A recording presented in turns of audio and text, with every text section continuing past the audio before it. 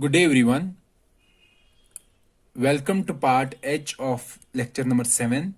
And in this particular part, we will be discussing the last format of instructions in RISC-V, that is UJ format instruction.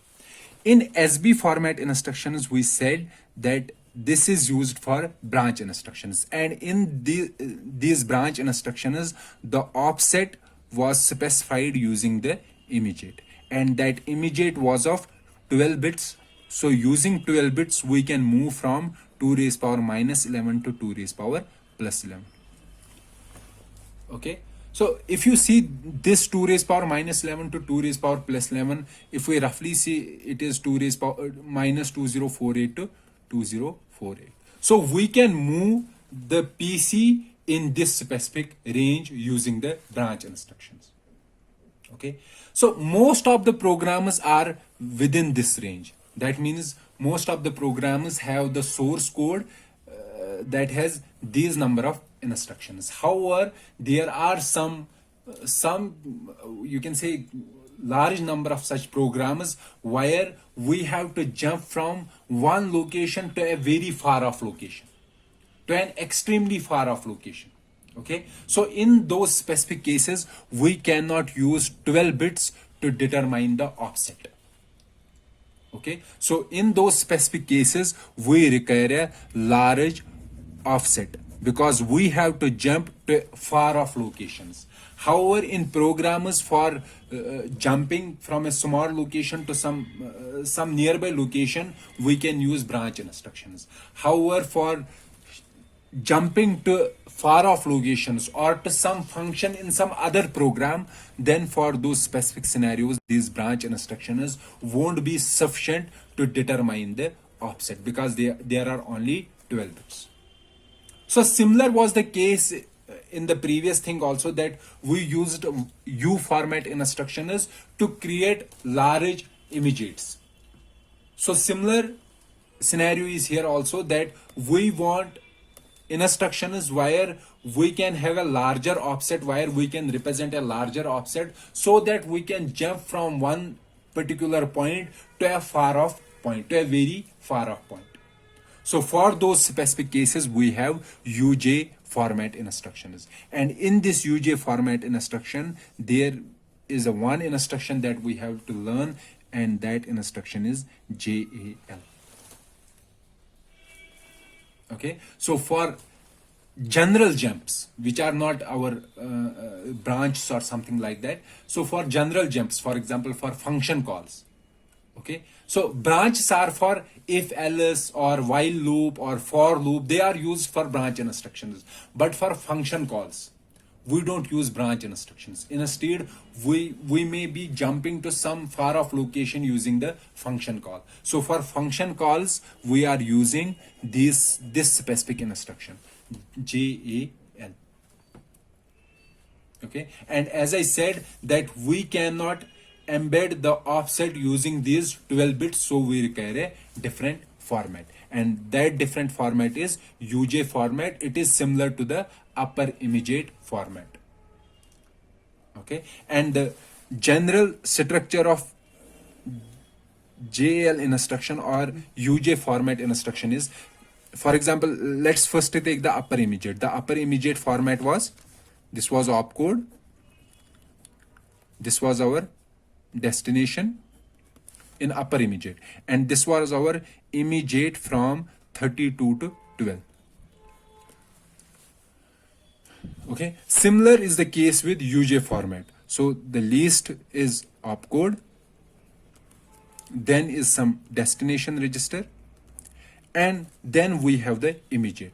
However, in store format, the immediate was from 12 to 32. So if we have a 32-bit immediate, okay, 0 to 31, so these the most significant bits, or we can say 12 to 31, sorry, here it is 31, 12 to 31, these most significant bits were stored in the instruction. However, in our UJ format instruction, we are not storing the most significant. Basically, if our immediate is of 32 bits, so the first 20 bits 0 to 19 or yes, 0 to 19, they come from the instruction itself. However, instead of having from 0 to 19, we are keeping it 1 to 20. And this least significant bit is filled with 0. That is again the same that we were using with the branch instructions, because for jump instructions also we have to multiply it by 2 to find out the branch target address. So instead what we do, we left shift by 1 bit, and the least significant bit is filled with 0, and this 1 to 20, this 1 to 20 comes from these 20 bits in the instruction. And in this instruction, these 20 bits are like this. So 20, then 10 to 1, then 11, then 9 is to 2. So what is the meaning of this? Let's say the 20 bits are like this. 1 0 0 0 0 1 0 0 0 0 1 2 3 4 5 6 7 8 9 10 11 12 13 14 15 16 17 18 19 20. Let's say these are the 20 bits in the instruction. Okay, and using these 20 bits we have to create a 32-bit immediate. Okay, what we will do is, let's say we have to create a 32-bit immediate. This is our 32-bit immediate. We know that least significant bit will be 0. Okay, now what from, yes, I am saying these 20 bits are like this. So this immediate says that first these bits, how many bits? 12 to 19, how many bits are there? 8 bits, 12 to 19. So first 8 bits, 6 7 8, these 8 bits, these are basically from position 12 to 19. Then the next bit, this one, this is at position 11. Then the next 11 bits, 1 to 10, these 1 2 3 4 5 6 7 8 9 10, oh sorry, these 10 bits, these are 1 to 10, and the last bit is the 20th bit. So now take these bits and fill in the 32-bit immediate. So first 0th bit is 0. Now comes the 1 to 10. So 1 to 10 are these 0 0 0 0. I will write it 0 0 0 0 0 1 0 0 0. Okay, these are the 10 bits, 1 to 10. Then comes the 11th bit. So here 11th bit is this one is our 11th bit. Then comes from 19 to, sorry, this is our 1 is here, 11th bit. Then from 12 to 19, these bits will come from here, 12 to 19. So this is 1 0 0 1 1 0 0. Then comes the 20th bit, and 20th bit is here at the end, 1. And after that we have to sign extend to make it 32 bits. So this is how we create a 32-bit number in case of JL instruction from the 20 bits that are stored in the instruction. Now somebody will say, why this particular format? Why can't we simply store 1 to 20? Why we are jumbling the bits from here to there? This format was done to we can say to overlap some of the bits in this format with the bits in other format. For example, these last bits, in almost, if you recall the other formats, in those also the instructions, these bits were from 1 to 10 immediate. That is why we are keeping the position of 1 to 10 constant in almost all the instructions. That is the only reason why there is so we can say so complex jumbling of bits in the instruction itself. Okay, and as I said, this format will be followed only in case of this instruction, JL instruction, and the opcode for this specific instruction is 110111. And let me discuss the functionality of this instruction. So the functionality of JAL instruction, and it has some register, and this immediate, it is of how many bits? 20 bits. And as I said, this immediate is from 1 to 20. The functionality of JAL instruction is that what it does, it changes PC as PC plus offset. And what is this offset? Offset is this immediate bits 1 to 20, and the 0th bit will be 0, and the remaining bits will be sign extended, whatever may be the sign, 0 or 1. This is our offset. And why this 0? 0 is multiplied by 2. Multiplied by 2 was done, basically it was multiplied by 4, because every instruction was of 4 bytes. However, we did multiplied by 2 in order to support 2 byte instructions as well. So JAL instruction, what it does, it forms the PC as PC plus offset. Okay, and X5 stores. So let me rewrite it. What it does, JL instruction, X5 will be PC plus 4 and PC will be PC plus offset. Okay, let me write here. Let's say JL instruction, this says address 0, and at address 4 there is some other instruction I1, and address 8 there is another instruction I2. Then address, let's suppose 40, there is instruction I5.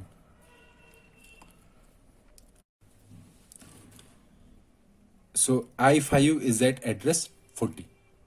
Let's say this jump, this makes a jump from here to this instruction. Okay, basically in actual program, in high level program, this will be a function call. Okay, and this will be our new function from where we are making the call. And we know that if we are executing a function, after executing the function, we have to return. Where should we return? We should return to this place.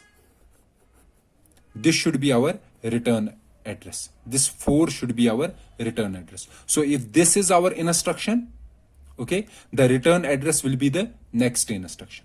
So if we are making a call here, then after the call to a function, if we are returning from the function, it should execute the next instruction. So if this is PC, so PC is 0 here, then the return address will be PC plus 4. So what JL instruction does, this JL instruction, it will first store this return address in this register X5. In most of the cases, this register is always X1, because X1 is used, it is a standard practice to store the return address in X1. However, you can use some other instruction, it is your choice, but if we follow the standard practice, this register should always be X1. Okay, so what JL instruction does, it first stores this return address in X5. After storing the return address in X5, what it does, it changes the PC so that it can move from this instruction to this instruction. So it will be PC plus 40. 40 is the offset. So new PC will be, so it will execute this, and when it will have the return instruction, it will take this 5 x5 and will store this x5 into PC. So the new PC will be 4. So it will be 4 and it will move on. Okay. So JAL instruction, what it does?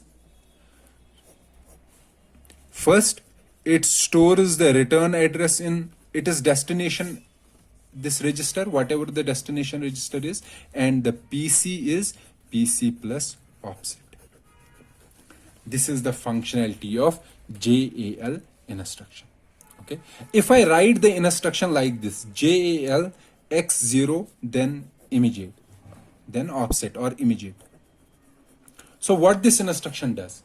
It stores in x0 PC plus 4, but we know that whatever operation we do, x0 will always have the value as 0. So it is not storing anything. It will simply discard this return address. And the new PC will be PC plus offset. So this is required in case the return address is not required. That means we are making the function call. We are not then exiting from that function call. We are not returning from that function call. In that scenario, we don't require the return address. Okay. So then we do JAL x0 offset. So PC will be PC plus offset. Okay. And for this kind of instruction in which we simply neglect the return address, the pseudo instruction for the same is J and then this offset. J. This is the pseudo instruction, and this pseudo instruction is internally converted into JAL instruction. So this was all about the UJ format instruction, and with this we completed all different formats of instructions. Okay, but before concluding this, we have one special instruction that is called JALR. This JALR instruction that belongs to I format instructions. It follows the similar format as there is in the I format, and opcode for this instruction is 1100111. Okay, it is the similar format as I format. That means the immediate will be of how many bits? 12 bits, and this immediate will be from 0 to 11. So there is no multiplication of 2. That means no shifting of bits. Okay. So what is the functionality of JALR? In JALR, as there in the immediate format also, in immediate format we have a destination register, a source register, and an immediate. Likewise, in JALR instruction, we also have the similar format, RS1 and immediate. And what is the functionality of this? What it does, it writes PC plus 4 to RD, this destination register. What is PC plus 4? PC plus 4 is actually a return address. So it writes a return address to the destination register, and it sets PC is equal to the contents of RS1 plus immediate. Immediate is sign extended to 32 bits. Okay, so it works similarly as JAL. JAL was first storing PC plus 4 into this register, and then PC was becoming PC plus offset. The only difference is that it is similarly storing PC plus 4 into RD, but the PC in the previous, in JAL, it was PC plus offset. Okay. However, this for JAL, for JALR, this is RS1 plus immediate, and immediate is not that logical one bit shift. There is no logical 1 bit shift. Okay, no multiplication by 2. This is simply added to RS1 and we get a new PC. This JALR instruction, what is the functionality of JALR? This instruction is mostly used to implement the return instruction, or we can say RET instruction. RET is a pseudo instruction. Okay, to implement a pseudo instruction. What is a pseudo instruction? Pseudo instruction means it is not an actual instruction. Instead, it is implemented by some other instruction, by some other actual instruction, that is jalr. What is the functionality of return instruction? Return instruction basically takes the return address and stores that return address in the PC. Let's say our return address is stored in this register RA. We want to take this return address and put this return address into PC. So jalr instruction will do jalr is equal to x0 ra comma 0. So since why I am writing here x0, because basically jalr does what it does, x0 will get PC plus 4, and since we don't require this return address because this is here executing the return, it is itself the return address, return instruction, okay, and the PC will be the contents of array plus offset is 0. So we are taking the return address and storing it in PC. So this is the functionality of jalr instruction.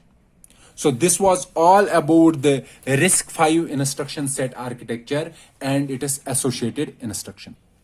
So in this RISC-V instruction set architecture, we discussed about the different format of instructions R, I, S, U, SV, and UJ. In R, we discussed about the 10 instructions and their encoding. I, we discussed 9 arithmetic logical instructions, 5 load instructions, and 1 last instruction, that was jalr. So the total is 15. In S format instructions, we discussed about the 3 store instructions. In U, we discussed about 2 instructions, LUI and AUIPC. In SB, we discussed about the 6 branch instructions. Okay, and in